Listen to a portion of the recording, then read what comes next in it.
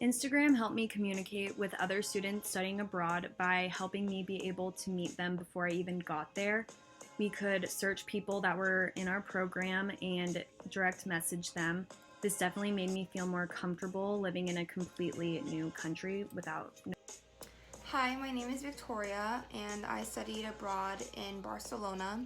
The study abroad program that I went through was CEA, and they used Instagram as a tool to communicate to students, and it was also a really good tool for me to communicate with students studying abroad with me.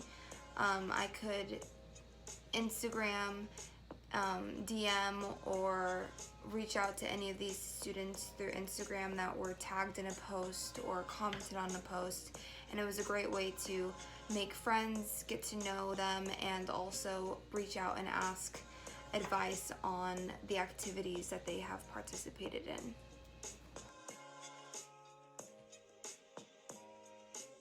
My program did use Instagram as a form of communication, and a big thing they would do would be to post updates on activities and trips that the program itself planned. And it was good because it was a good reminder of what was happening in the program, because when you're abroad, there's a lot going on, a lot of traveling, a lot of exploring, so it's easy to forget what's happening.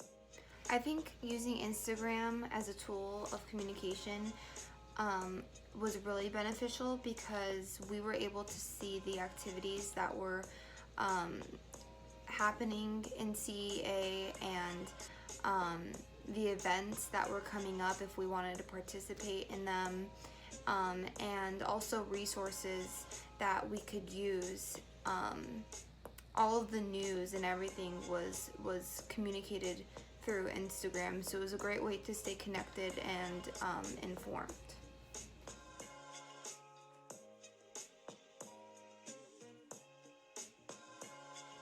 Another way that my program used Instagram to promote positive communication was by posting all the resources we would need on it and making it a highlighted story so that you could go back and click on it, because they would put doctor information, places to go to get certain things like school supplies, bedding, um, information about COVID because that was going on when we were there. Um, and yeah, just anything else that numbers for emergency. And this was important because we're in a completely new place and like don't know any of that.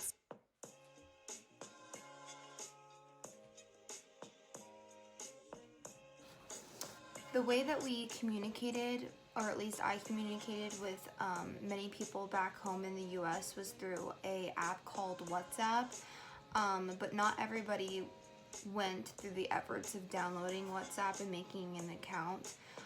So if I needed to communicate with them in a fast and easy way, Instagram was always a really good resource.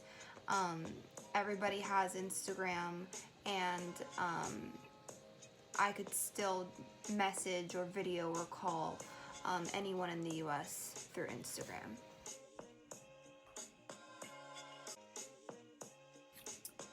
Instagram definitely helped bring our abroad community together more because we did not have um, international numbers, at least when we got there.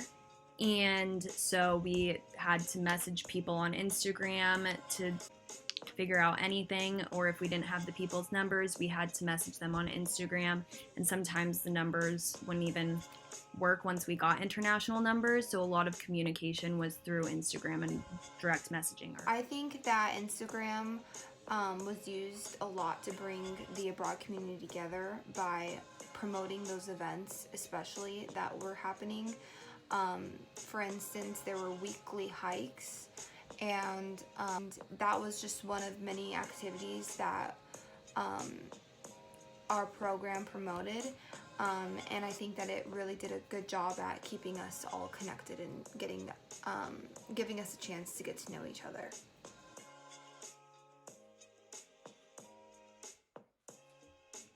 Another really important platform that we used to have effective communication while we were abroad was WhatsApp. and that is an app that you can message any international number, whether it's in Europe or in the US, and you can connect it to your number or email address. And as long as you have Wi-Fi or some kind of phone service, you can message any number. And this was helpful because I did meet people from around Spain, Barcelona, and other places, so I could message them, and then I could also use the same number to message people back at home. I think the only new media platform that was used to promote effective communication between the abroad community was weekly newsletters sent through us through our emails. It was basically the same thing that was shown on Instagram, but just another way to connect with us. I do think that Instagram was more effective just because it's a tool that I was on more frequently than my emails. I knew that if I wanted to know the most relevant information going on within my program, that I could just go to Instagram and find everything versus going through all of my emails trying to find it. So yeah, I think that Instagram was probably the most effective, but the other tool that was used to communicate with us was newsletters through our email.